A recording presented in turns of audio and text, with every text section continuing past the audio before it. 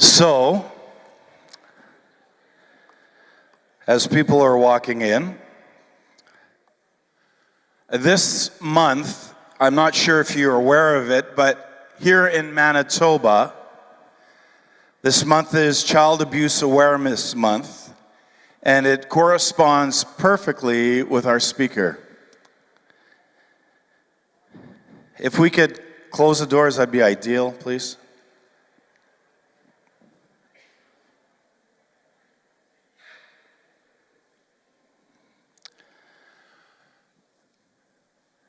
I got first introduced to Maury when I was a teenager, going to a youth camp. And this crazy speaker who had an affinity for water and the damage that water does to people was running wild at this camp, throwing water balloons, buckets of water. Some people here today have been recipients of those blessings thrown upon them from Maury. And I'm positive throughout my interaction and time with him, we've had our own exchanges of water balloon fights. And I shared with him a story of an ambush that took place this year at teen camp, where a few of our servant leaders, who are young adults, coaxed me out of my cabin and attempted to annihilate me with water balloons. Yeah. And I just keep saying, payback's a monster, Brady. And that you need to know that people have you on their prayer list so that God would spare my vengeance and wrath upon you, and Jeff, and Vanya, and Melina, the young woman that you convinced to pull me out of my cottage. So you need to know this traditions of water balloons and stuff went back to this gentleman that will be up on stage. What you're about to hear is a story that goes back to the 1930s and 1940s. It was set place in Paris, Ontario. It's going to blow your mind because many of us don't have a reference for what we're about to hear and how things took place. And especially the way that our world works today. Maury survived attempted infanticide. That means was going to be killed as a baby. He survived beatings to the point of death. He often was held captive in his own home. But it was interesting, as the story goes on, he was reached by a small church who ministered to the worst kids in town. And after years of seemingly unanswered prayers, a divine encounter transformed this man's life from abusive childhood into a powerful story of redemption. And Maury has spread his message of hope. It's called Hope is Here. That's his message. And he does it with compassion. He does it with humor. He does it with old jokes and jokes that you find on the internet. And he does it worldwide. He has served with Teen Challenge for over 30 years. He has a memoir called Child of Woe, which has impacted thousands of people. And with Maury's renewed vision, to reach younger generations and those living at risks, that Child of Woe memoir has now been adapted into a captivating graphic novel that is specifically designed for skeptics and who don't read religion and cannot resist stunning imagery. So, if at the end of the gathering, if you'd like to receive one of these and you want to make a donation to their ministry that will go to help people at risk in prison ministry, where Maury goes, victims of abuse, and they also will be working with people who are vulnerable people on the streets. You give a donation to the ministry at the table beside the stairs in the atrium. They'll give you a free book or like either the Child of Woe or the graphic novel. At the end, or during the gathering, as Maury's sharing his story, and a question comes to your mind, the number 204-226-2324 will come up on the screen. And you can text your questions to that number. And for the last 5 to 10 minutes, or 10 to 15 minutes, I'm going to do a Q&A based on your questions with Maury. Right? So if you have questions, you just go ahead, feel free, text the number, and then we'll do a Q&A. Is that good? So ladies and gentlemen, I would like you to give a generous welcome to my friend, Maury Blair.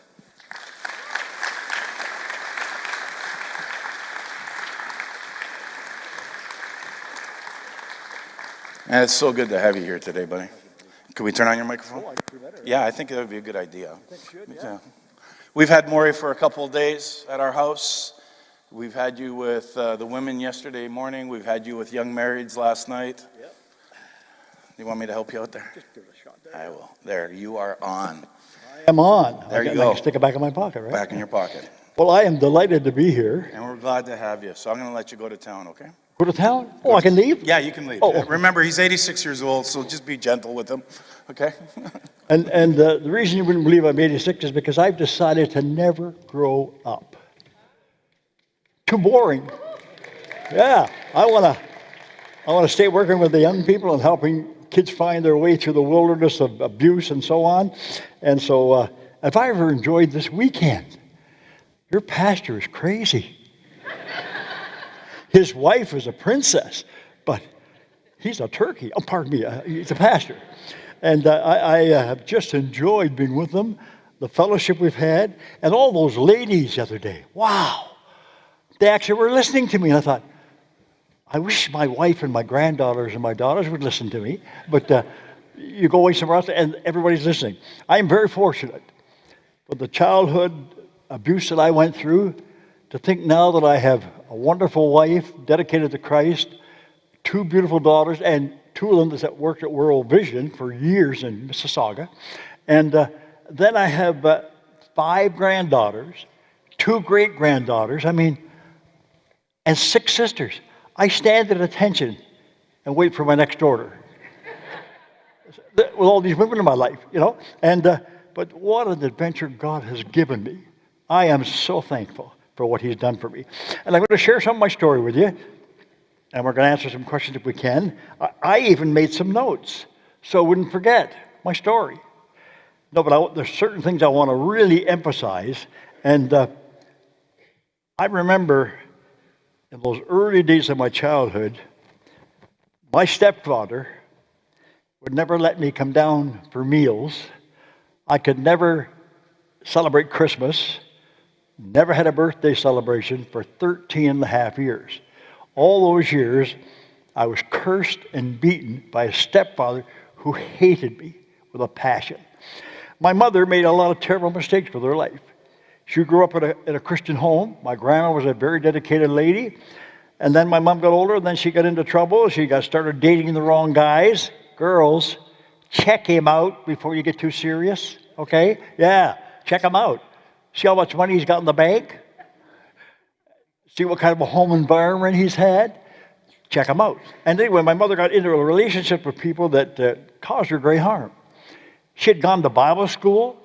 She was doing some preaching. And it was wonderful what God was doing. And then she married a man who came from a pretty notorious violent family. And he was an alcoholic. But she thought he made the commitment to quit. But she marries him. And she had 3 kids. 1 daughter and 2 sons. The daughter, the oldest one of the family, is 91 years of age. The son under that is 90. And the other brother, he just died about 6 or 8 months ago. And so I've lost some of them. And so here she's got these 3 kids. Her husband got very, very sick, and he died of a heart attack finally. So mom was left in desperate need, 3 kids to raise, no employment, no money coming in. She thought it's over. I don't know what I'm going to do. Her brother-in-law, who was a war veteran, and had medals from the war. He was involved in World War I. And she decided to get to know him a little bit, and he offered to help her, which was kind. But then as he offered to help her, he started to control her more and more. So she started to get very, very nervous about not having any freedom, and she wasn't sure she should marry him. At any rate, my mom took a break. She decided she'd go over to Michigan and visit 2 sisters, spend some time with them, and then she'd come back and make her decision.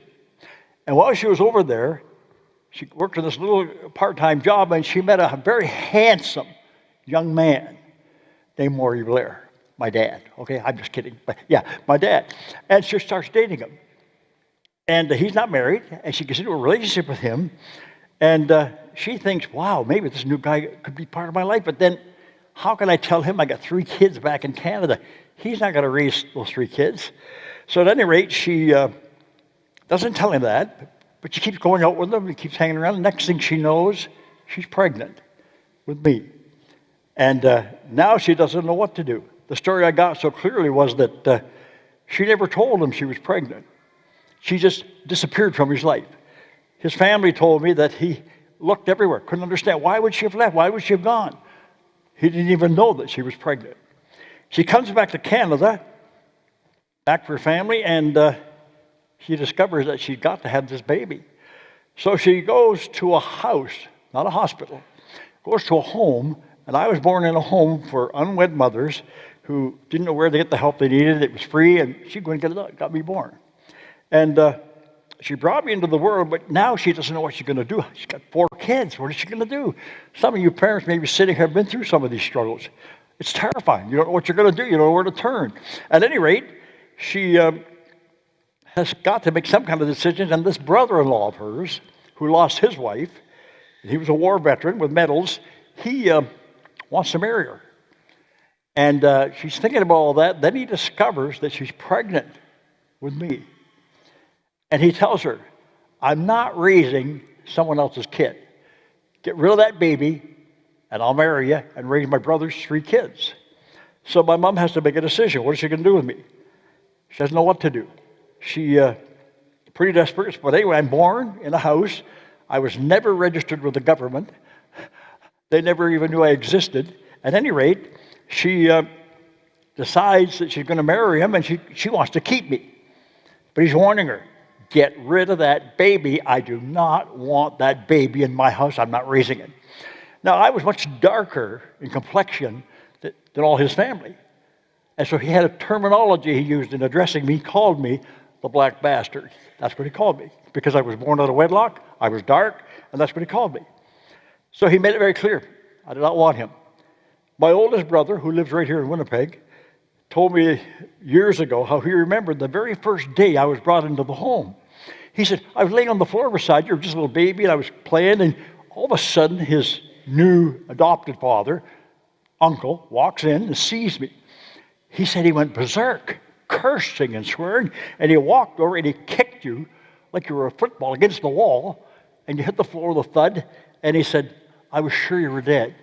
And he said, they even put my ear down to your heart. There's no sign, nothing. And then he went looking for my mother to curse her out and give her abuse. And then my brother said, all of a sudden your eyes opened, you began to cry. He said, I rocked you. And he said, I couldn't understand why he would kick you and abuse you. Well, this abuse started then. It went on for 13 and a half years. My stepfather could not tolerate my existence. After I was born, they had 5 more kids.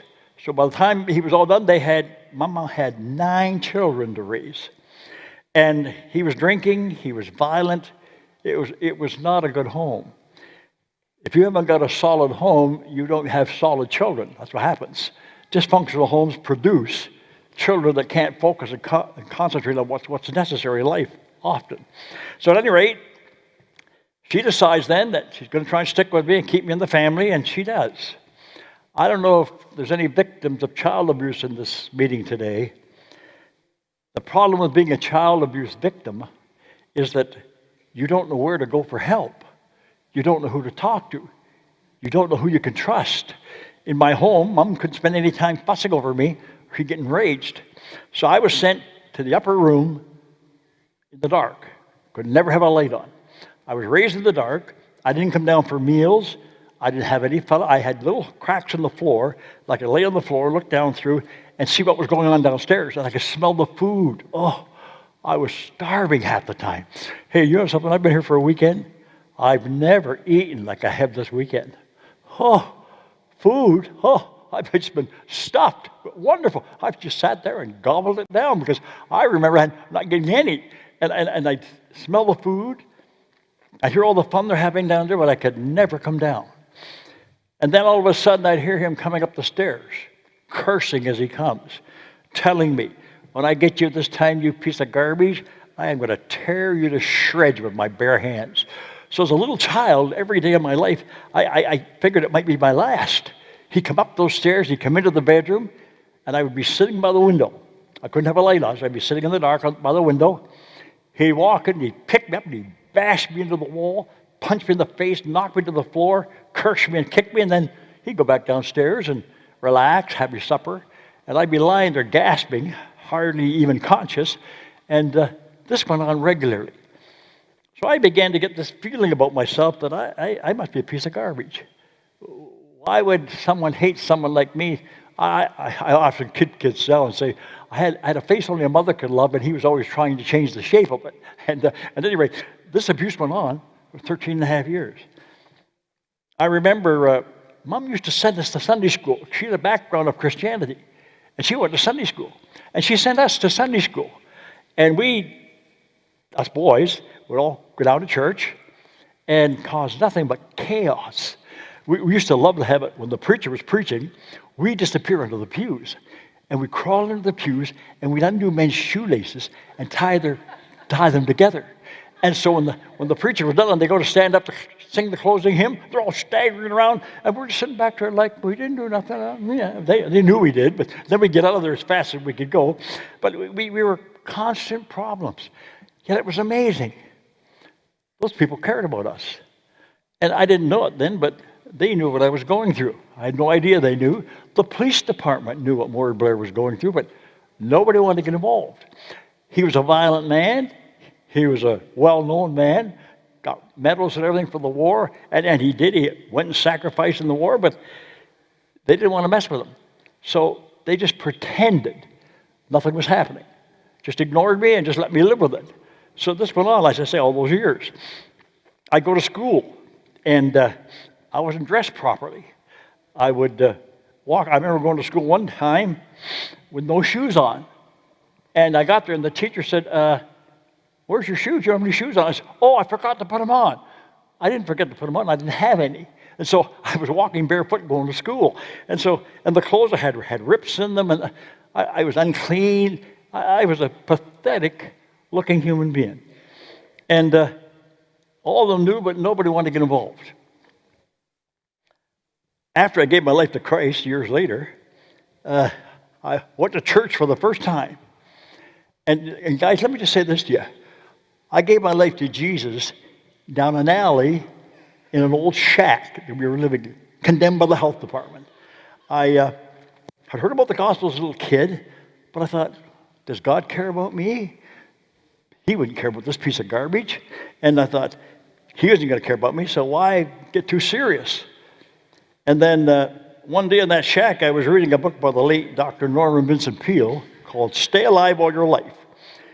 It wasn't really a Christian dynamic book, but something about that one subject, I listened and I read it, and then I remember the Holy Spirit breathing into my life, and I felt change. And of course, I was born again. Jesus said, you must be born again. If you're not born again, you'll never conceive of or understand the kingdom of God. And I remember being totally changed by reading it, just that one comment, and it changed me. And I knew that something had happened inside me. When I came out of that room where I was reading, my mother looked at me and said, what's going on? I said, I just met God in that back room. She was shocked. And she said, I said, why? She said, your face is aglow. I said, God came into my life and changed it. And that was the start of me on my adventure with God, from hopeless child abuse into a new adventure with God and Him welcoming me into His family. I found these verses. I went into the Bible this morning because I wanted to make sure I had the right verses. And here's what David the psalmist has to say about these things. He talks about the Lord our God is above the heavens and the earth. And then He stoops to look. And He sees the poor and the lonely. He lifts the poor from the dirt and the hungry from the garbage dump and sets them among princes. In other words, God looks down and sees the needs of our hearts and our lives and the desperation we're in, and He picks them up and He attracts them and moves them into his presence and into his love. Now, I'm not a prince by any chance. I'm more of a turkey than a prince, okay? Just so you'll know, I don't think I'm too haughty. But and there he says, he lifts the hungry from the garbage dump and he sets them among princes. And then as I began to realize what God has done for me, I've been in national conferences on child abuse all over America, and I've had the professionals come to me and say, you shouldn't even be alive. You should be dead. How have you come through this? And I said, I had an encounter with the living God. And they're saying, Christianity? I said, yeah, but Christianity isn't just a religion. It's a relationship with the living Christ when you open your heart and life to him. And I said, and that started me on the road to recovery. And, one of the things we have to remind ourselves of as a Christian, this is not a nice little walk in the park when you give your life to Jesus. You are entering a war zone. Being a Christian, real Christian, who loves God and seeks his face and serves him, like many of you are doing in your church, that's a war zone. Because the enemy, by the way, his name's Satan, he's got all these demon forces. They want to drag you down, make you quit, make you give up, and it's a war zone. And I remember it partway into my conversion, as I was walking with God, all of a sudden, everything just seemed to go wrong. Ever had days when you wish you'd never got out of bed? I mean, it's just hopeless. And I remember going to God saying, God, I've had it. I can't take anymore. Just take my name out of your book. Forget me, and I'll just walk away. And I did it for just a couple of days, and all of a sudden I felt so empty. I felt so, you see, you can't walk away from God. He's committed to you. It's not just our commitment to him, it's his commitment to you that has marked you out, brought you into his family, and you're marked for him. And God came back on me and got a hold of my heart, and wow, I never bowed out again. That was the only time I ever did it. And I came back and settled it with God. And it was quite an adventure. My family members were a little upset when I wrote my book because he was their dad. He was a hero. And I was seemingly just a piece of garbage, as many people thought. And it's amazing what happens. And I know that when I went to church for the first time, the pastor's name was Pastor Jack Ozard. And it was in Paris, Ontario, a small town in Ontario. And we lived there, we were raised there, and we were causing all kinds of havoc in the neighborhood. Can you imagine one of my brothers would go across the road, look around, nobody's looking. He'd undo the gas tank cap, and put rocks in the guy's gas tank. I mean, we did all kinds of crazy things. We used to throw apples at one of the neighbors. And I didn't know it at the time, but she was praying for us. We were bouncing apples off her head and she goes, stop that. And we thought it was a big joke. And found out years later, that lady had us on her prayer list, praying that God would save these precious kids because they're in such a mess. And so we didn't fully understand it all, but we started walking with God. And our lives began to change. I can remember my stepfather saying, I'd hear him downstairs, and here's what he'd say. I want to send that black bastard to Siberia. That's what I'm going to do, send him to Siberia. And I remember thinking as a little kid, Siberia? Where's that? It must be a terrible place if he wants to send me there. So I thought, I never want to go to Siberia. Well, can you believe it? Years later, a few years ago, I was in Siberia. I remember getting off the plane and saying, well, he doesn't know it, but I'm here. And I was in their high schools, their prisons, sharing my life story. And I thought, yeah, I'm glad he talked about Siberia. I went to Moscow. I was in the prisons. I had a marvelous adventure. And so, isn't it amazing? He would say that, and that's all I could register in my brain, thinking, that Siberia must be a terrible place. I don't want to go there. I wind up going there and sharing God's love with all those people. And it's amazing what God can do with people who think they're just a piece of garbage. They're of no value. God will invest in your life, young people. I'm telling you, he'll invest in your life. And he will change circumstances. Accidents, things happen. You get under all kinds of pressure. But he is committed to you, and he'll stick with you and help you through the struggles and the strains of life. And he'll even help you getting a wife or a husband, vice versa. Hey, I got to share this one with you. I shared it with some of the people this weekend. I'm trying to think which one I want to share you. The most so funny. It's about women and wives and husbands. And the one that I like, I think probably the one that I like the best, I think, is the one where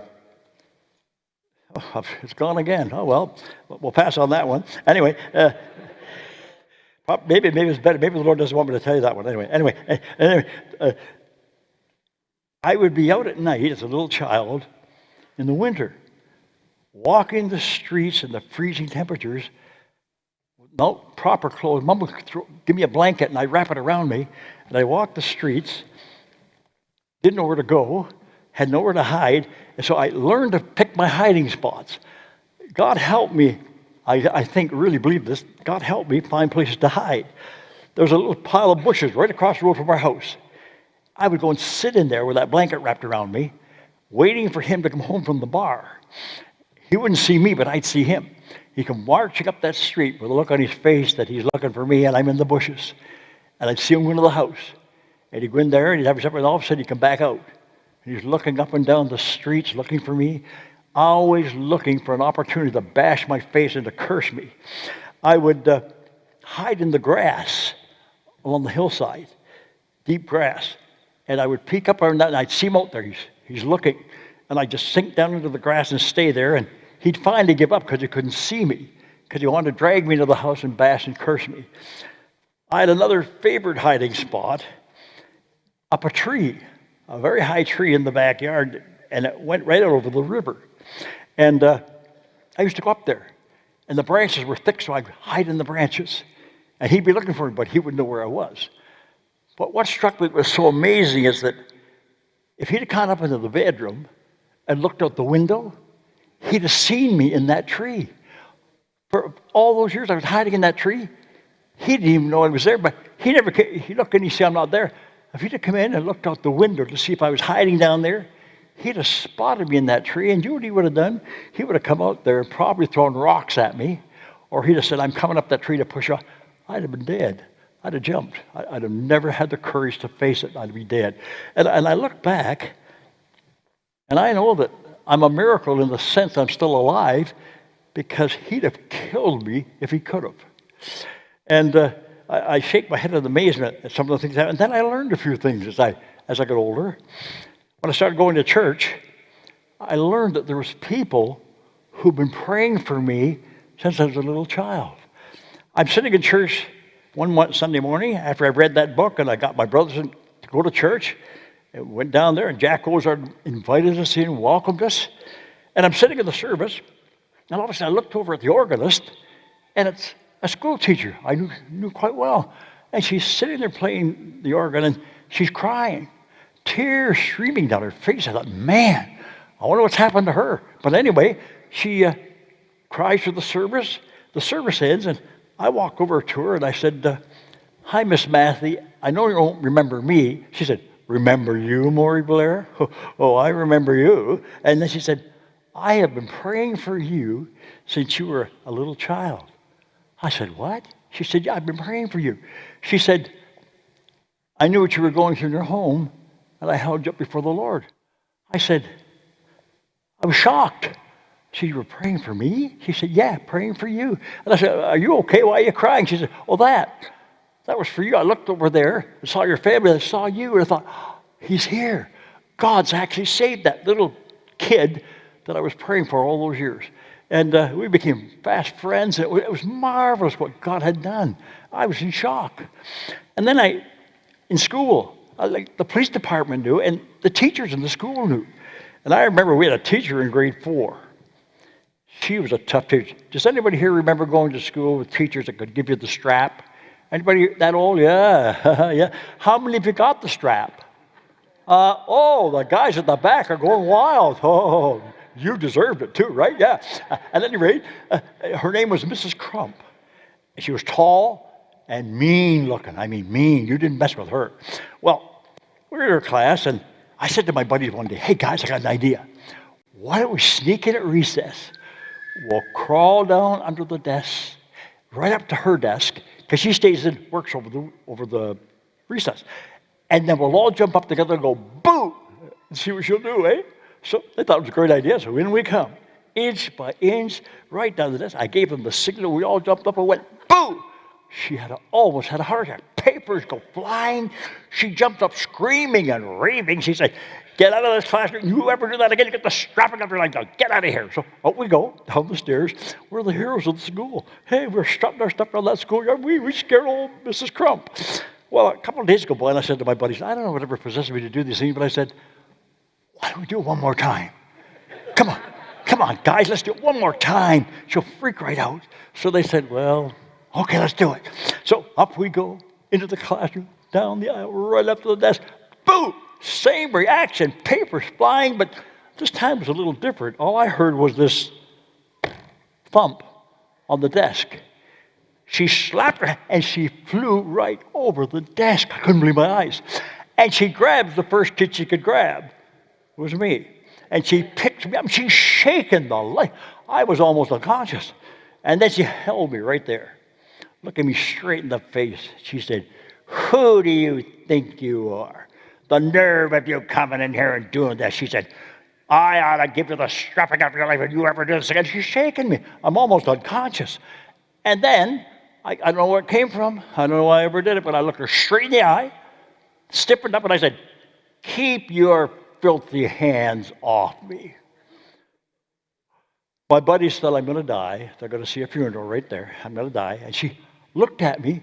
She was in shock. No one had ever talked to her like that. And she looked at me in shock, and she dropped me. I hit the floor with a thud, and I get up, and I'm running for my life. I run down the stairs, run outside, go home. I go home and tell my mother what I've done, and I discover that I have to go back to school and face it. She was kind. She allowed me to come back. She sent everybody home that day, and they said, now I want to talk to you, Maury, Blair. And they're all thinking, oh, is he dead meat today? She sat down with me, she said, you know what you did was wrong, don't you? And I said, yeah. She said, you know what I can do to you for doing it? Yeah. She said, if you'll say you're sorry and promise you never do it again, I know what you're going through in your home, and I don't want to make your life any more miserable than it is. So I apologized. I was in shock, left the school, and she deeply touched my life. You see, moms and dads, kids are going to have some love. Church, people have to know that somebody cares. Children need to know there's people they can trust and grow up with, and I didn't have that. But I thank God this morning that changed my life. And I've been to conferences, different parts of the world, Australia twice, England, Portugal. I mean, I've been all over the place. And they all tell me the same thing. You should be dead. You shouldn't be alive. And I said, that's right, but Jesus Christ came into my life, transformed me, turned me around, and gave me a mission for my life. And that's why I've been here with the pastor all weekend. It's a mission with my life to alert people.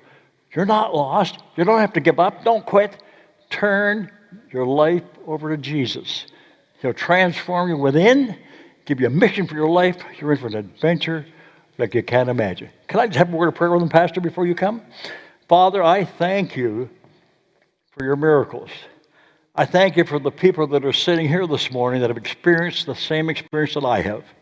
And Father God, I pray you'll bless all of us today and help us to realize that Jesus Christ is a real, live Son of God sitting at your right hand, and the appeal is going out to follow Jesus, take up the cross and follow him and serve him with all your heart.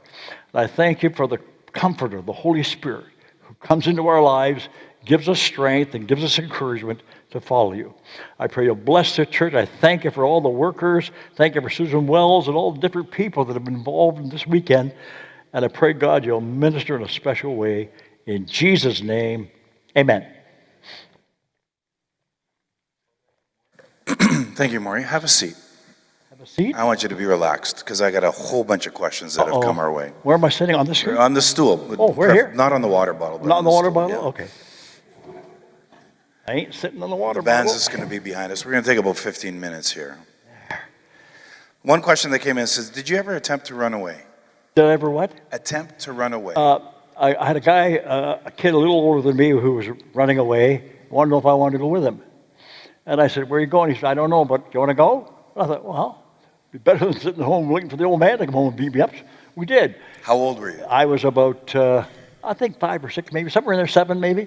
Anyway, so we go, and we're walking along, and we're just trying to survive, and we pass a man's house, and a man comes up and says, "Hey, where are you going?" And he said, "We're going to London, Ontario." He said, "Oh, get in my car, I'll give you a ride." We're sitting in this car for a long time, because what had happened was a radio station had been announcing a little boy has disappeared from Paris, Ontario.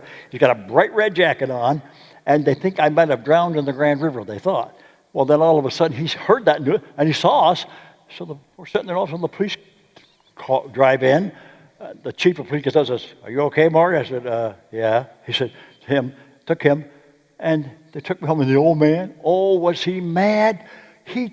They found him. They saved him. He should have died. I guess that was what he thought anyway. How did you deal with the anger in your heart and in your life? I dealt with the anger as God forgave me, put his love into my heart. I suddenly saw my stepfather a little differently. Sure, he behaved wrong, beat up a child who can't give an account, but he was in a desperate state himself. He was an alcoholic. He was low. And I realized that, and I forgave him. Let it go. How did you fight the lies that you were worthless or deserved this throughout your life, even after you became a believer? Did you have triggers and times the memories of abuse would come rushing back? And what helped you with the healing? Yeah, the Word of God really would help me. I fell in love with Apostle Paul's life and the epistles. So I lived in the Word, the Gospels. And so the Word of God took root in my heart, and I followed the instructions of the Word. It helped me deal with all these issues. And I was able to forgive him. In fact, if he's in heaven, somehow, my mom prayed for them before he died. If he's there, I want to be the first one to run over and hug him and say, "We're glad you made it. You made the right decision." I feel sorry for him. It's pathetic. Did you have to work through forgiving the adults that knew but ignored the abuse? I had to deal with that one. I thought, well, why wouldn't they just contact us? But then they would have taken me out of my home, and I didn't want to go somewhere else. So I was caught between, and I was glad they didn't report me in that sense. But it was very difficult to understand how they could see all that. And yet some of them were kind. One lady, I was playing hockey, just a kid, and my stick was broke, and she calls me over to the boards, and she says, "Here, I got a new stick for you." I said, "Huh?" I said, "No." She said, "Yeah, it's new. It's brand new. Throw yours away." But I couldn't accept it because I never got gifts as a little child, so I just couldn't accept it. She stood there shocked that I wouldn't take the new hockey stick. But that's just the way I was going through the struggles, yep. How can we confidently say that God never fails when there are innocent children being brutalized? Yeah, well, see, I don't blame God for children being brutal. I blame mankind for their sinning attitudes, their violent behavior, their failure to treat children right. I don't blame God for that, and they'll give an account for that down the road before God. And so I don't blame God for that at all. I blame the human family who have just carelessly let things go. You've sort of answered this one, but I'll say it again. Thank you for sharing your story. Did you struggle when learning about Christians who knew what you were going through and were praying for you, but did not do anything physically to help? What could they have done then, and what could or should somebody do today if they come across a similar situation? Yeah, well, and today there's provision for children to get the help they needed with counseling, but I hate to say this, but I don't always trust the society to take proper care of a child and give them the help they need. And so there wasn't any of that available. And so I look at those parents like now, of course, that's after I grew out of this, I look at it now and think, I know you were in a mess, you didn't know what to do, and I forgive you. You're free. Did you struggle to forgive your stepdad? I did until I was out of school, got out of high school. I wasn't supposed to, but I did. Got a job, started helping my mother pay the bills because he started to get sick. So I jumped in and helped. And I saw him. You quit school to go and help your family. That's right. Yeah. Got a job, started paying the bills, and then, of course, the truant officers came after me, and they wanted. Well, anyway. Do you want to tell people what a truant officer is? Because that's a different. Oh, truant officers assigned to go into the homes and families and make sure that child is going to school. He's got to have his education. Well, I didn't want my education. I wanted to help my mother raise the kids, so I just bowed out. And they finally, the principal of the high school, called me into his office and said, "Maury, I know what you're going through, and you don't want to be here. I'm going to see if I can go to bat for you." And he did. And he got me off the hook. I walked to that school that day free to keep working. So many people incarcerated have similar stories of childhood abuse. Mm-hmm. Do you have any experiences or stories of prison ministry? Oh, I was in one prison up there in Moscow, and they were bringing them in. And they had that regular Sunday thing, and they brought them all in. And one of them that walked in was a giant of a guy. And he looked miserable. He looked like he didn't want to be there, but he was there. So I get up, and they introduced me, and I start sharing my story. All of a sudden, he jumps to his feet in a rage, and he says, "Why the hell didn't you kill him?" I jump back. The guards were, and it came to me just quickly. I looked at him, and I said, "If I'd have killed him, I'd be where you are." And he looked at me, and he sat down, and I finished the thing, and the guards came to me after and said, "Will you go talk to him? He wants to talk to you. He's in the last cell in the block. We'll go along. We'll stay right outside the cell in case he gets angry, because he's a violent man, and we go talk to him." I said, "Yeah, I'll go." So I'm going down, walking down the hall to that cell thinking, "Lord, please send an angel in there to keep him from tearing me to shreds." I walked in, I sat down beside him. He said, I said, "How you doing?" He said, "Not good." He said, "You know what's wrong with me in there?" I said, "Yeah, I do." He said, "What?" I said, "You were a victim of child abuse like I was." He said, Who told you that? I said, "Nobody. It's pretty obvious that you had been through some very hard times." He shared his story, how he was beaten and cursed and mistreated. And he was in a rage. And I said, "Yeah." He said, "Well, how do you do that?" I said, "God sent his son Jesus into this world to solve these kind of issues. And if you put your trust in him, he'll bring you through the process of healing and strength and encouragement." He was shocked. He asked me to pray for him before I left. I took his big hand and prayed for him. I got up to leave, and he said, "Could I hug you?" I said, "Sure." And the guards are watching this to make sure he's not trying to crush me like a dog. And he put his arms around and hugged me. And I thought, man, if he'd have been mad at me, he'd have crushed me like a bulb. And at any rate, I left. I looked back at him, and he went, and I encouraged him to talk to a chaplain. And I encouraged the guards, get one of your chaplains to go in and talk to him and back up what I've said to him. And he can come through this and deal with this issue and get to know God in a personal way. So it's happened like that, yeah. What kind of relationship do you have with your family now? And did you ever meet your biological father? Well, my family now, we're all friends. We're all had lots of fun. And you're meeting your older brother I'm later meeting my today. old brother later today here. He lives here in Winnipeg. Haven't seen him for about 4 or 5 years. And he had a rough time at home, too. He wasn't well received by his stepfather. And and we get along great now. I used to have coffee with my one brother who just died. But I have coffee with my youngest sister, and the relationship has been tremendous. And they've read the book, and they've lived with it because they remember their dad not being on track. What was the other one? Did you ever meet your biological father? Yes, I found out my American family. I found it from Mom, where she met my dad. So I was going through that turf down in Indiana. And I found his address, and I left my wife in the car. Beth said, "I'll sit here and pray for you." So I go to the door, ring the doorbell, and the door opens, and there he is. He's looking at me like, I'm looking at him like, yikes. And anyway, we chatted for a little bit. I told him why I was there. He said, I don't know anything about that. Anyway, so I left.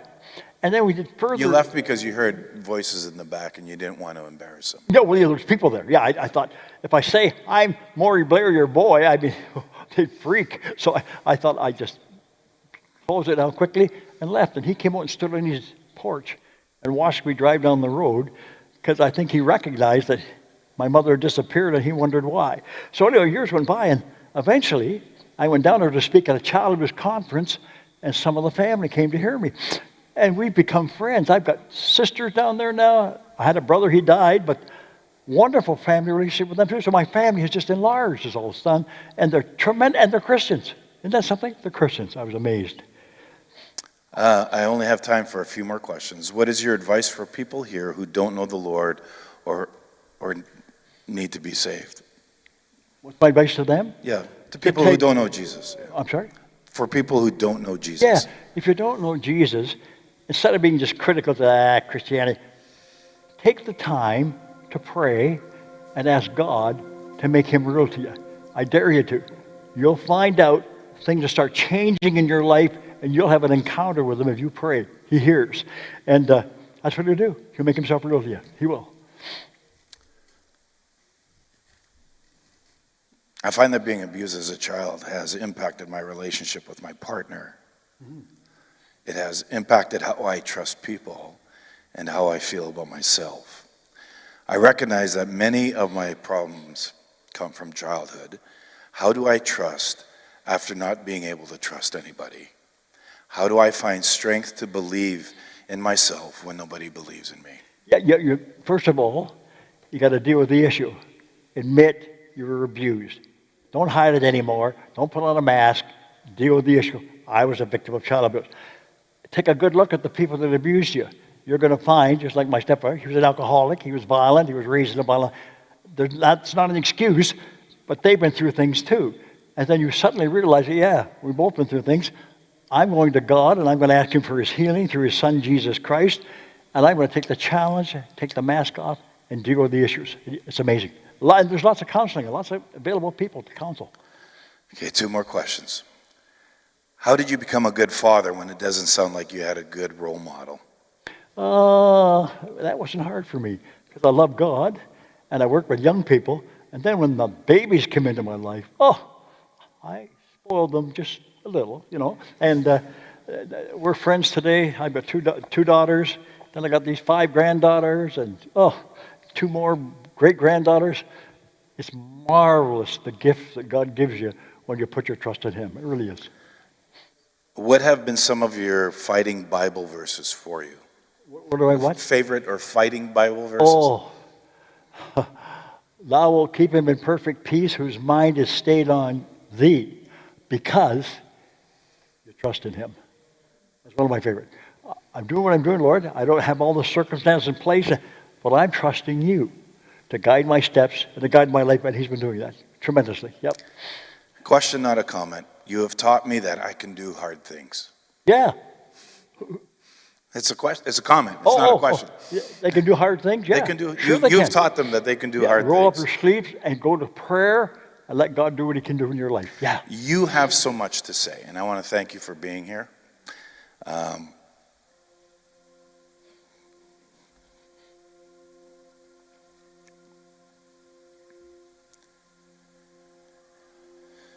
One last question. Do you have a suggestion to help someone reach out to a friend who's in adulthood and struggling with anger and self-hate resulting from being abused and bullied through childhood? Yes, I think you got to build a relationship with them, and they got to sit down and say, listen, I know you went through difficult things. Share it with me. I care about you, and I want you to know I'm on your side. And you urge them to open up their hearts and lives, and it's amazing what a difference that makes in a person's life when they start to deal with it and talk about it, because usually they're so ashamed and so embarrassed, but deal with it. Take the mask off and deal with it. And once you start doing that, you're on the right track. You have so much to say, and I want to say thank you. And I can take my water bottle and sit down? You can take your water bottle and sit down, but okay, I want to say thank you.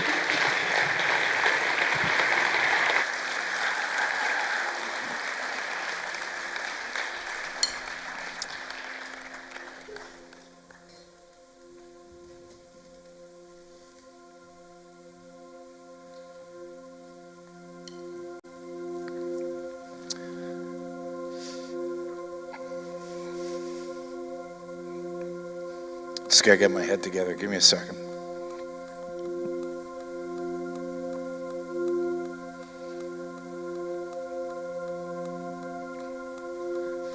We live in a tough world. And there's crap going on everywhere and all around us.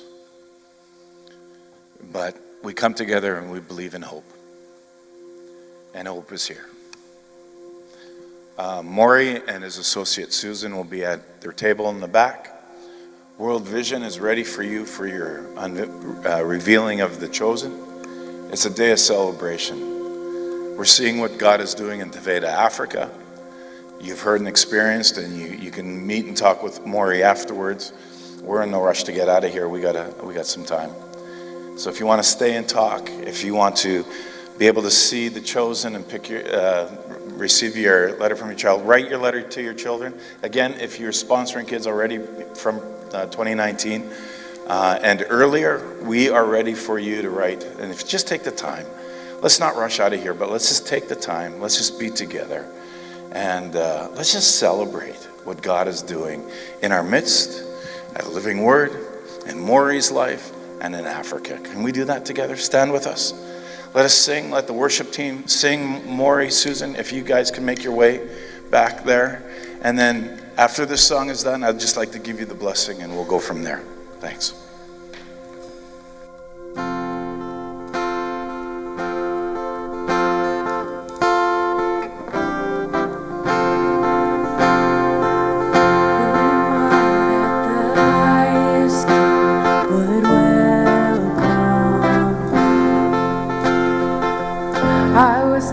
But he brought me and oh his love for me, oh his love for me. Who the Son sets free, oh is free indeed.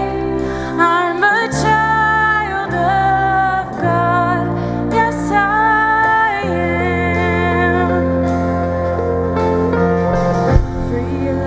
He has ransomed me, his grace runs deep. While I was a slave to sin, Jesus died for me. Yes, he died for me. Who the Son sets free, oh, is free indeed.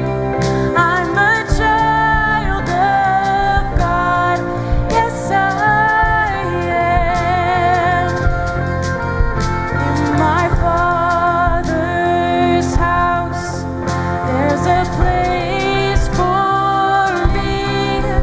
I'm a child of God, yes I am.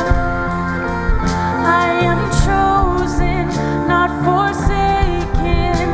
I am who you say I am. You are for me, not against me. I am who you say I am. I am chosen, not forsaken. I am who you say I am. You are for me, not against me. I am who you say I am.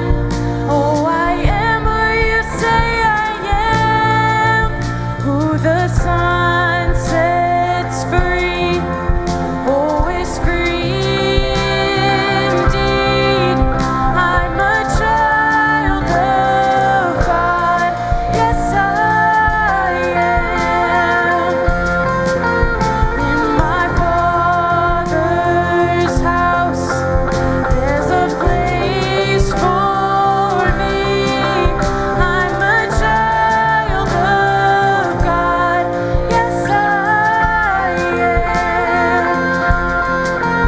In my Father's house, there's a place for me. I'm a child of God, yes I am.